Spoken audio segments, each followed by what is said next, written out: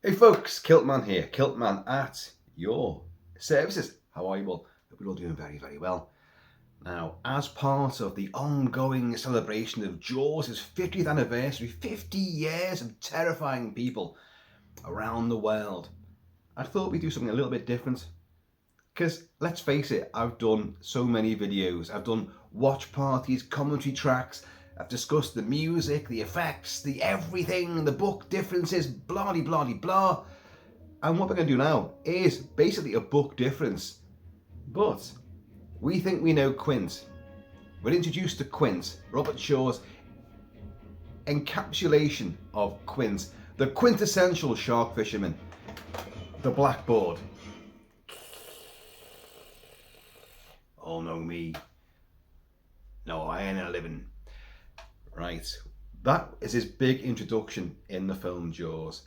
Now, we'd seen him in the finished movie. We do see him a couple of times beforehand, and there are deleted scenes of him, of course, taking the piss out of people in a music store, in this, well, the idea in the cinema, laughing at watching Moby Dick on the big screen. Bit on the nose, that, because he is an Ahab-style character. So I thought, how is he introduced in the book? The book by Peter Benchley. Now, I've read the book a few times, and the book is very dialogue heavy. And I'll be honest, being a published author myself, award-winning, don't you know, I like dialogue where it's necessary, but I don't usually like books where there's just page after page of dialogue. Stephen King. William Peter Blatty, The Exorcist, would be an exception because the dialogue is really important and it's page after page after page of conversation with the devil, obviously. But Jaws is very similar. It's very dialogue heavy.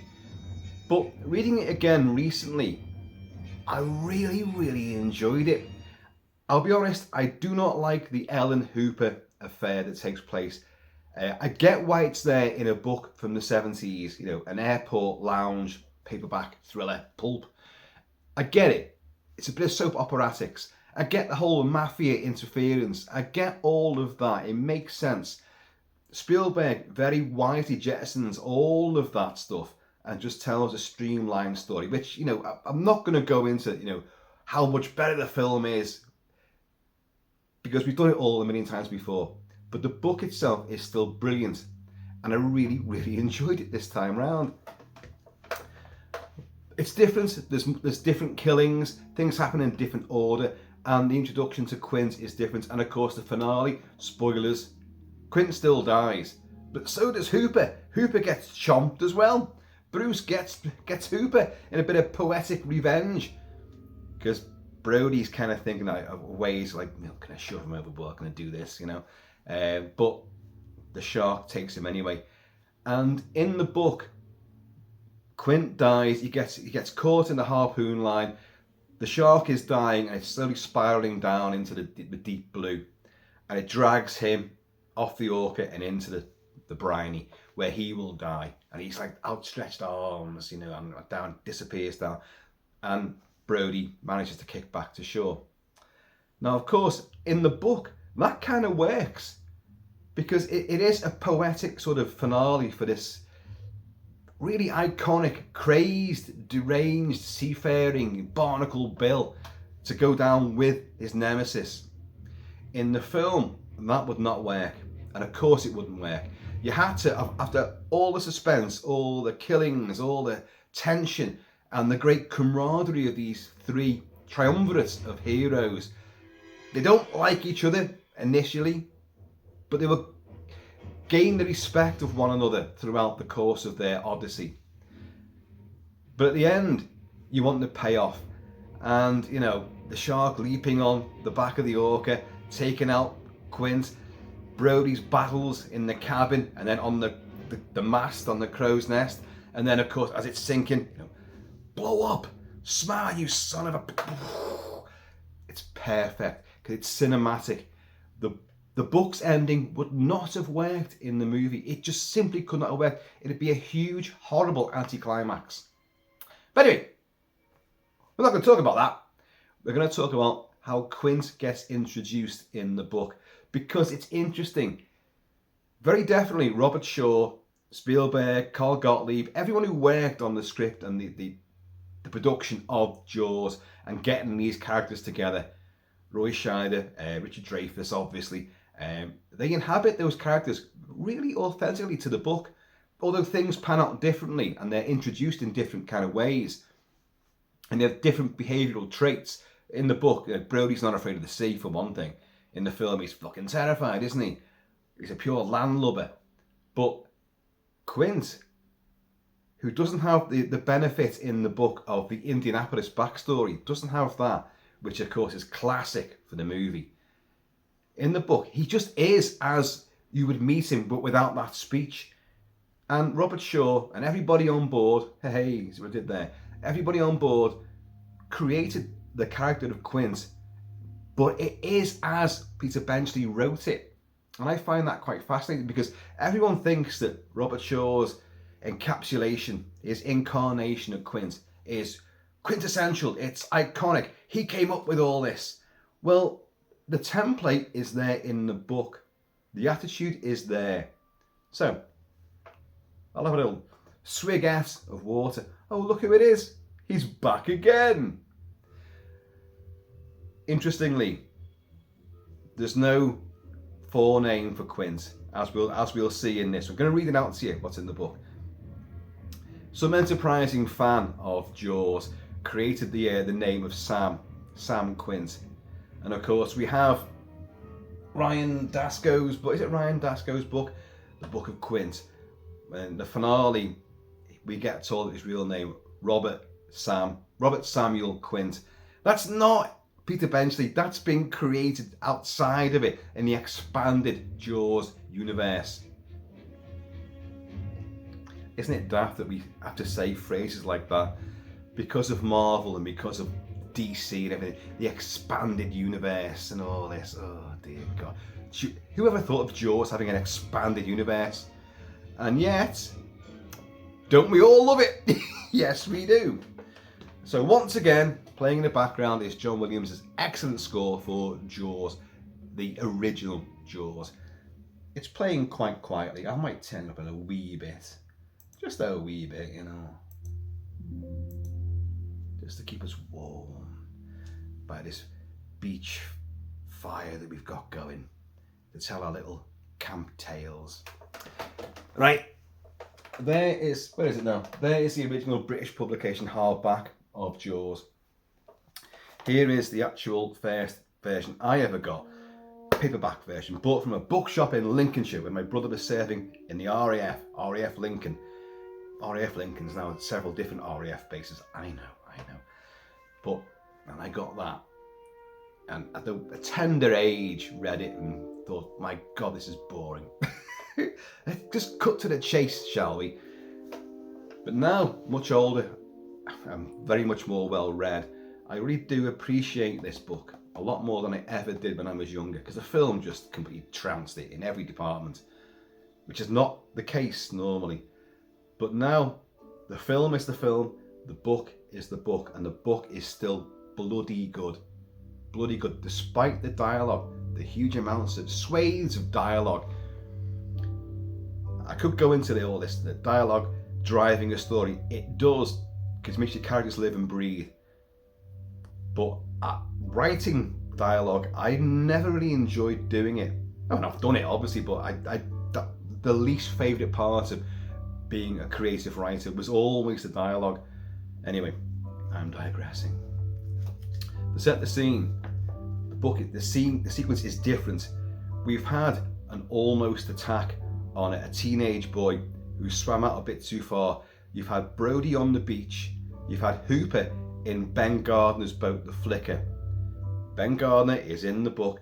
Ben Gardner, his head does not loll through a hole in the hull of the boat. However, a shark tooth is found and blood smears are on the side of the boat. And Brody in the Ben Gardner sequence is actually on the beach watching Ben Gardner, just offshore, doing his thing, and then suddenly he's not there anymore. And they never find out. They assume the shark took him because he found a shark tooth there. But has he fallen overboard and the shark took him? Or did the shark drag him overboard? Well, you never find out. Of course, in the film, he lolls through the hole in the hull. One eye's missing, and you should have seen him. It's all banged up. Benchley, it's all banged up. You should have seen him. Well, we wish we had seen him, because how did he die? Bruce the shark did not take that eyeball out of him. What happened to him? Did he get dragged over and savaged and then managed to crawl back on board again? I've done videos on this, so we're not going to expand on it. But during this sequence, Hooper is in the Flicker, kind of repaired now, and is patrolling offshore. And a kid swims out a little too far, and Brody's getting a bit edgy about this, because Hooper thinks he sees something, underwater. This glare, I can't quite tell. And Brody's being harassed by, unbelievably, a TV crew who want to film this, and they do film this sequence. And an out-of-town father and his two lads, we've come to see the shark. Are you the police chief? Where's the shark? Is it here? And Brody's going, you just fuck off, And suddenly, Hooper sees something, and like Martin, there's something out here. I can't tell what it is. He's like, right, get that lad to come in. So Brody starts shouting at the lad, come back in, but the lad can't hear him. And the film crew's getting like, oh, is something happening? There's a shark out there. And Brody's like, will you just fucking leave me alone? This is police business. I'm trying to save that boy's life. And you got the father and his two sons. I can't see the shark. So he tells Hooper, like, get him out of here. So Hooper sails up next to the lad and says, like, look, get your ass in now. Just do it now. So the lad's swearing in strongly. And then suddenly, something glides past the Flicker, the boat that Hooper's on, Ben Gardner's boat. And like Hooper, the ichthyologist who should know, it's like, it's bigger than he can comprehend. And he's just like, he hasn't even realised what he's seen, but he knows the kid's under threat. But the kid's managed to get back into the shallow. And this is the thing, he gets into the shallows and he can stand up, but the water's at shoulder height. And Brody even goes into the water to try to drag him out, but the waves keep buffeting him back. And but the fin comes up behind this lad, but they manage to get him to safety. And like the father of these two kids goes like, the shark's there, the shark, you see, and then, I can't see it, the fin, it's there. And the TV crew's trying to film all this. It is an interesting sequence.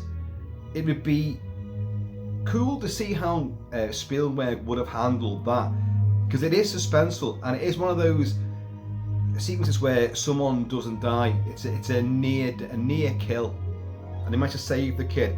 Think the pier incident, which I'll be doing a video on that specifically. One of the scariest moments in the movie is the pier incident. But they save the kid, so now they realise, look, that shark, it's killed Hendricks. Deputy Hendricks has witnessed the death of a guy in his 60s getting savaged by the shark only a couple of days before. So there's been other killings which you don't see in the movie. So they know that this shark's not going away. Right, now we've got to get someone in. We've got to find someone to kill this fucking shark. Well, that guy you mentioned, Quint, was his name Quint or something? See, in the film, Quint's pretty well known. But in the book, some people know who he is, of the obviously the fishing fraternity, and people that probably frequent the bars there have seen Quint a few times and listened to his tall tales. But Brody doesn't know him at all. But let's get that guy you mentioned. So this is how it transpires, how we meet Quint in the book. And I think you'll find that it is the same character as in the movie.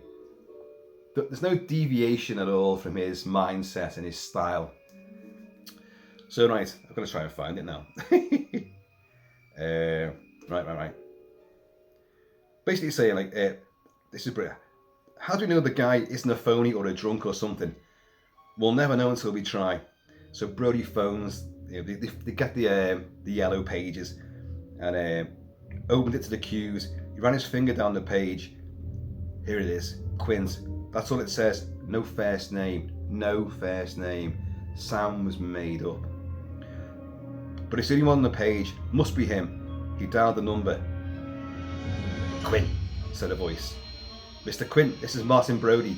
I'm the chief of police over in Amity. We have a problem. I've heard. The shark was around again today. Anybody get it? No, but one boy almost did. fish that big needs a lot of food, said Quint. Have you seen the fish? That's Brody. Nope. Looked for him a couple of times, but I couldn't spend too much time looking. My people don't spend their money for looking. They want action. How do you know how big it is? I hear tell. Sort of averaged out the estimates and took off about 8 feet. That's still a big piece of fish you got there. I know. What I'm wondering is whether you can help us. I know. I thought you might call. Can you? That depends. On what? On how much you're willing to spend, for one thing. We'll pay whatever the going rate is, whatever you charge by the day. We'll pay you by the day until we kill the thing. I don't think so, said Quint. I think this is a premium job. What does that mean? My everyday rate's $200 a day, but this is special. I think you'll pay double. Not a chance. Goodbye.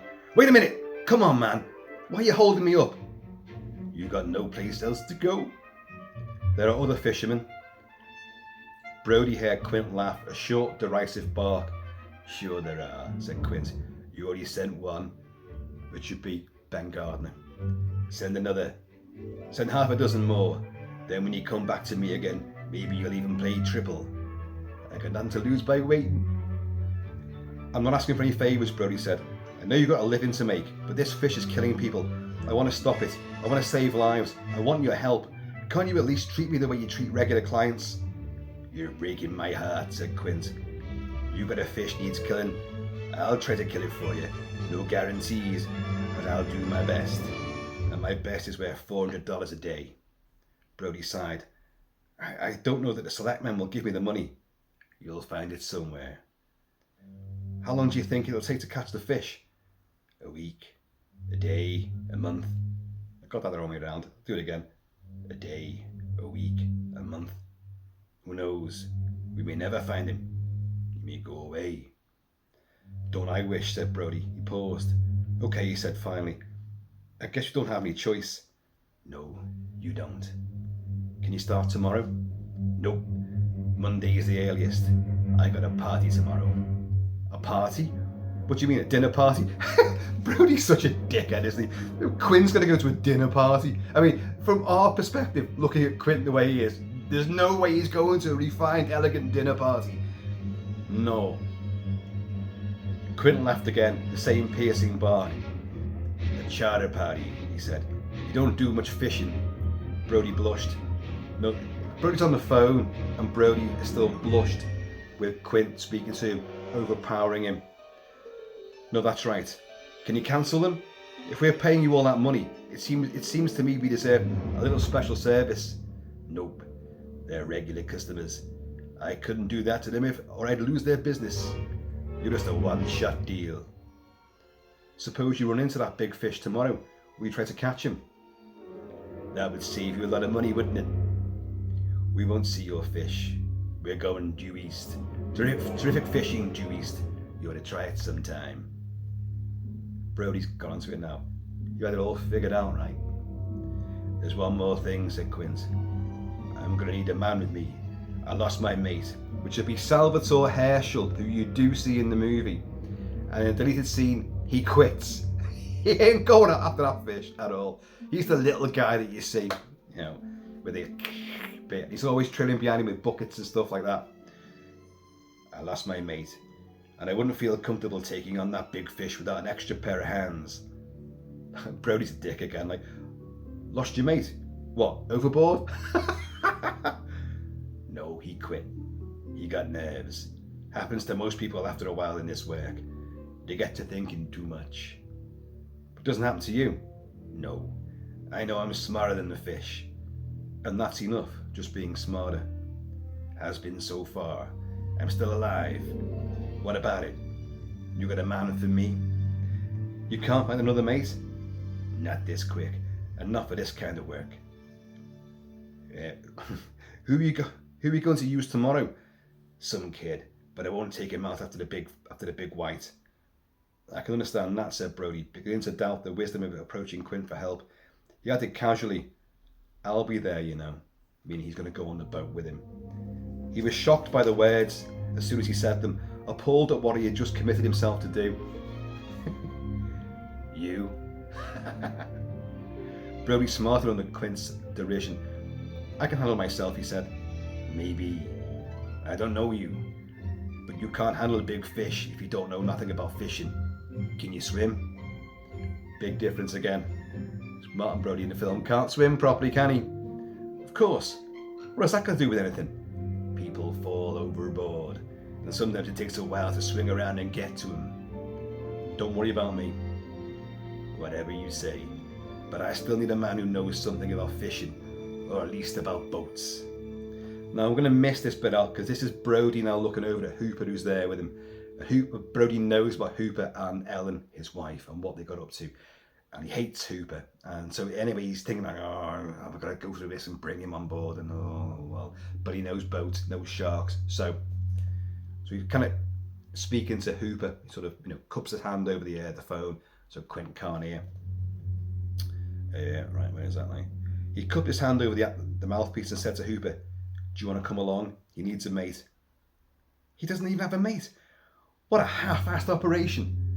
Never mind that. Do you want to come or not? Yes, said Hooper.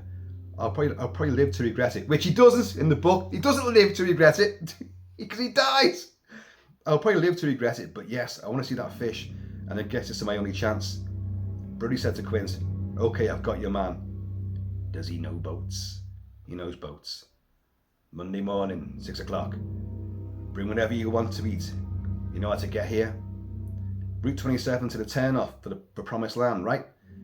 Yeah, it's called Cranberry Hole Road. Straight into town. About 100 yards past the last house. Take a left on a dirt road. Is there a sign? No, but it's the only road around here. Leads right to my dock. Well, yours in your boat there? Only one. It's called the Orca. All right, see you Monday. One more thing, said Quint. Cash every day in advance, if you please. Okay, but how come? That's the way I do business. I don't want you falling overboard with my money. All right, said Brody, you'll have it. He hung up and said to Hooper, Monday, 6 a.m, okay? Okay. And that's our introduction to Quint. And I think you'll agree, despite my mangling of the accent there, but that is still the same Quint that you get in the movie. He's thinking about money. A job's got to be done. Only I can do this, and I do it on my terms, not yours. He doesn't respect the authority of Brody. In the movie, he likes Brody, but he still doesn't respect him. He knows he's chief of police on the land, and Hooper's a big yahoo on the land, but he hates Hooper regardless. Hooper's a brainiac. He's a man of science, a man of words, a man of college, and money. He's come from a well-lauded family. But Quint has worked his way up. He's survived the Indianapolis. He's done this, done that. He's worked on the ocean, under the ocean, in the ocean, fighting sharks all his life. Nothing compares to his experience. No amount of education comes anywhere near what he's done. So he derides Brody, but he likes Brody. In the movie, he likes Brody quite a lot. He has more affinity with Brody because he knows he can control him, but Hooper's got a mouth on him. So, but of course, the drinking game, and the Scar comparisons. You want to drink? Drink to your leg? I'll drink to your leg. Okay, so we drink our legs. The one bit of brevity that they've got there, it doesn't last long because the fucking shark interrupts that as well, which is genius. But as I say, Quint really comes across there as exactly the character that you see in the movie, which I think is brilliant. It's a 20-footer, 25, 3 tons of him. It never gets old, does it? It never gets old. There's a video waiting to be done. I sit in the pub, and drink, obviously, whiskies and all sorts of stuff. I'm drinking a lot more than just whiskey these days. I'm trying to dilute the whiskey, to be honest with you. And as you guys know, if I'm not in a talkative mood with the usuals, in whichever pub I've gone to, and I know everybody everywhere, but if I don't want to talk, I sit in the corner, earphones are on, looking at my phone or doing whatever, but I'm just in the zone, drinks are there, and I'm happy.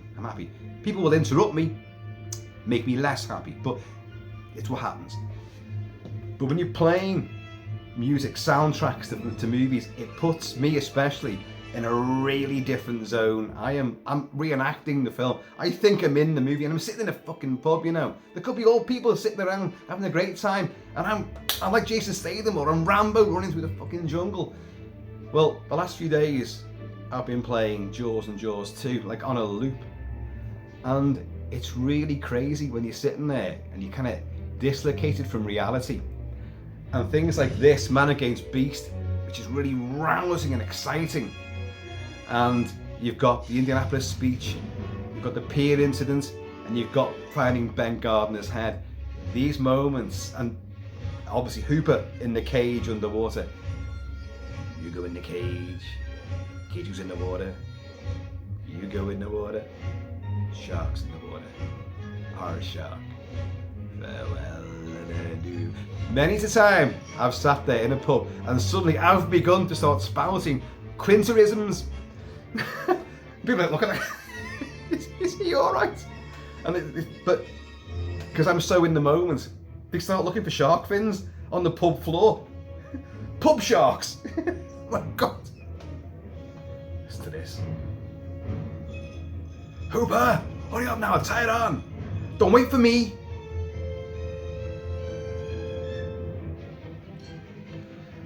After all these years, Quint is still the one that you think of Jaws, and I'm going to say 99% of you are going to think of Quint first. Brody's right behind. Hooper's the third one down you're going to think of, but Hooper will never be the top dog. It's not Richard Dreyfuss's fault. His character is just, he's not the big special one that we follow Brody because Brody's the everyman. He's our hero because he saves the fucking day. But Quint is the one that, he's the one that reaches into us. He's the soul of the movie. Brody's a passenger, and by proxy, we're the passenger with Brody.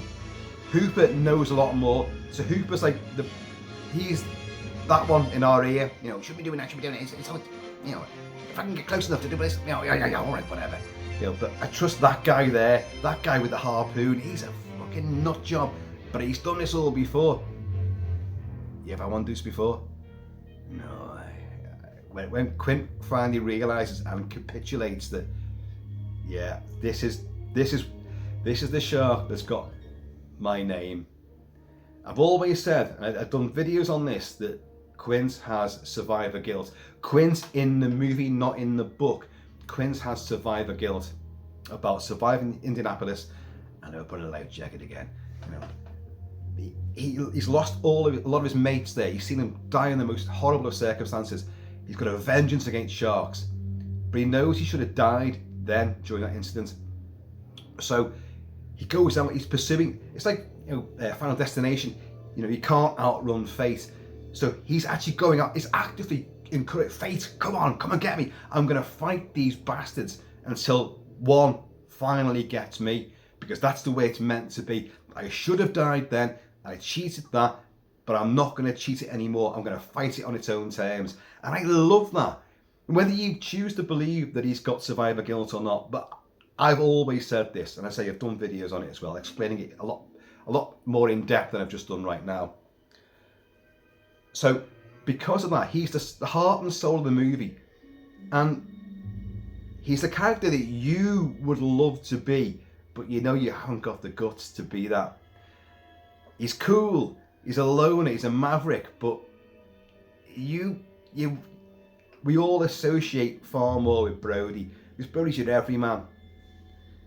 Got a good job, you know, he's got a bit of authority, but he's constantly overlooked and browbeaten by everybody. Everybody takes the piss out of him because it's a sleepy town. Amity's a sleepy town. He hasn't had to prove himself in any sort of way, shape or form. Unless, of course, there's kids karateing the picket fences, you know, that kind of stuff. You know. But Quint is the guy. He's the man. And it'll never die. Of course, his son, Ian Shaw, doing the Shark is Broken, which is toured everywhere except Liverpool. Nowhere near me have they put that show on. It's been all around Ireland, it's been Scotland, it's been all around England, but nowhere near me. So all you guys, I know loads of you have seen it. I know loads of you have seen it. And you love it. And I wish I could see it. But I haven't. So there you go. But I know that I've seen Ian Shaw doing the voice, looking the part. But I hope you noticed, but in the darkness here you probably can't tell. But Mr. Kentucky Fudge is still wearing the Quint gear. He doesn't fit it very well.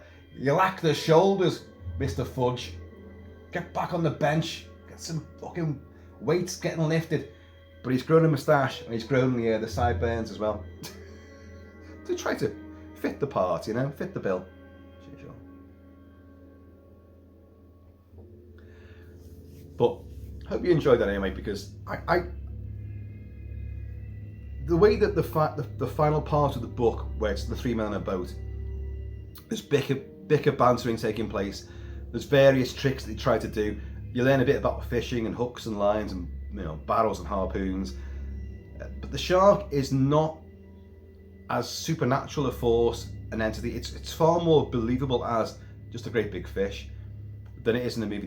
In the movie, Bruce does take on a far more demonic aspect. He isn't just a big fish doing what big fish do, you know. He is hunting them. He almost supernaturally knows that they are a threat to him, but the shark itself is enjoying the chase and taunting and teasing and tormenting them.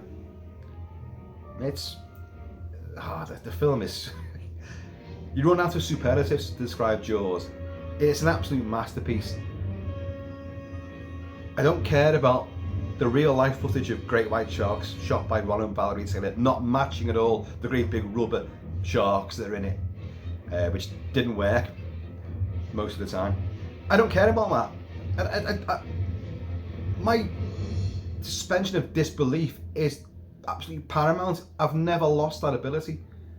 I watch Jaws and I believe every fucking second of that movie.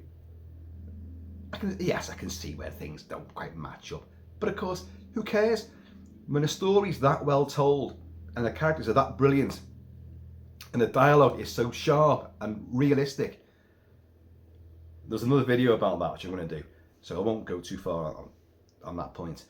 But the film it's not a documentary, but you believe all of these characters, your central three, your main supporting cast, and all the ancillary cast members, all the other big wider support. You believe every single one of them are real people. Because a lot of them are. A lot of the supporting cast are regulars, people that live in Martha's Vineyard. They live there, you know, they are the real people. So it adds that flavour to the movie of realism. So it's not a docudrama, it's very sensational, it's very out there and hugely, you know, lurid and exciting. But it has that real texture of believable characters in unbelievable situations, but doing believable things and reacting in a credible manner. And the overlapping dialogue, people stutter, they stammer, they get confused. Roy Scheider especially does this quite a lot. He's brilliant. So you get the sense that a lot of improv has taken place, which of course it has. And Robert Shaw especially did a lot of that. So the film is a timeless, absolute, immortal classic.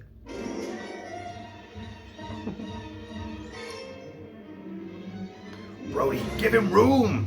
And you feel that, don't you? When the line, the rope goes across like Dreyfus's buttocks, and he's getting scythed into. Oh God! You feel everything in this movie. You feel it. Chrissy Watkins getting dragged around. You feel that. Oh my God! The horrible screaming that she does. I'm digressing far too much here. This was about Quint and its introduction in the book. If you haven't read the book, and I'm willing to bet that a huge number of you watching this who are massive Jaws fans have not read the book. And I've got a horrible feeling that I played a part in that as well, because throughout most of my life when I've talked about Jaws, I've gone, there's only a few examples where the film's better than the book, but Jaws is one of them because the book's just a soap opera.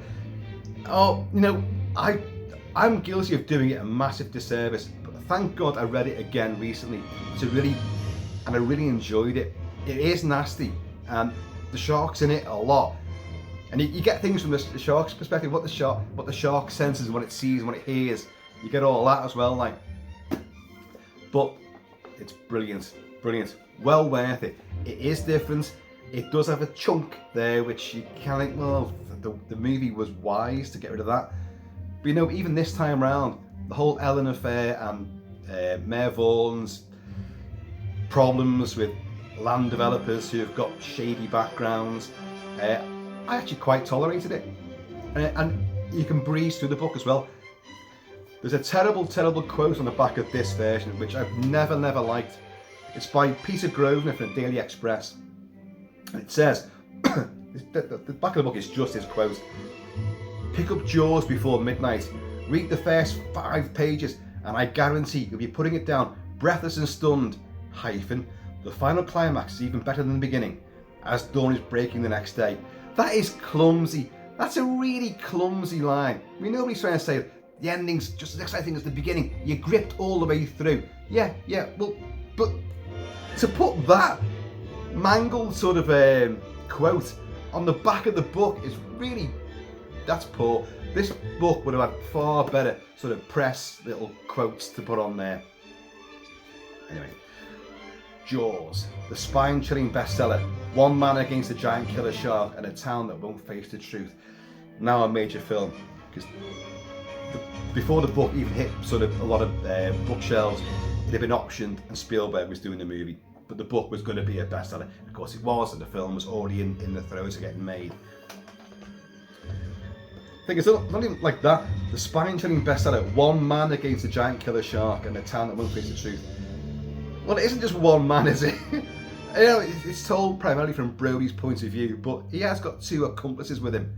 One of which he hates, one of which he's terrified of, which is Quint. Ah, well. Folks, here's Quint's introduction via Peter Benchley, who of course appears in the movie. And it's always worth saying that Peter Benchley felt really survivor guilt for Quint, but absolute guilt about making sharks out to be demons, monsters, killers, which they so very rarely are. But he put them in a really bad light, and he spent the rest of his life regretting that and doing everything he could for shark conservation. He studied them, he got involved in it, he did charity work for them, you know, trying to, you know, put them in a better light. We all know differently now. We've studied these things. We're all, you know, sort of, you know, armchair shark. You know, we're all armchair ichthyologists. We all think we are. I've got dozens and dozens of books on sharks. Read them all, and I think I'm an expert. I'm fucking not, am I? But we know now you've got to preserve these things. Don't wipe them out. You know, they're still fantastic creatures that are part of the ecology, and they serve a massive, massive role. You've got to look after these things. So, for a second there, I felt like I was Steven Seagal in On Deadly Ground. The one where he fights Michael. Oh, it's not worth talking about, really, is it? Fights Michael Caine and the oil business and all that, who are persecuting and destroying the ecology. He basically kicks ass of a lot of people, and then at the end of the movie, dressed in like Arapaho furs and beads, he storms into some delegation and delivers like a 15-minute sermon at the end of an action movie saying about conservation, which, to be honest, I applaud. I hate Steven Seagal. I hate him. He's an idiot. But his heart was in the right place for that. I'm trying to clap, aren't I? His heart was in the right place there, but it was mishandled. You finished off an action movie with a 15-minute sermon. It just killed it all completely. Although the sentiment was correct. So, right, we've talked around the houses yet again. So I have been and always shall be Kilt-Man. So please, in the meantime, in this ever, read the books as well as watching the movies in between time. Please keep it kilted, keep it Celtic, and I'm going to see you all.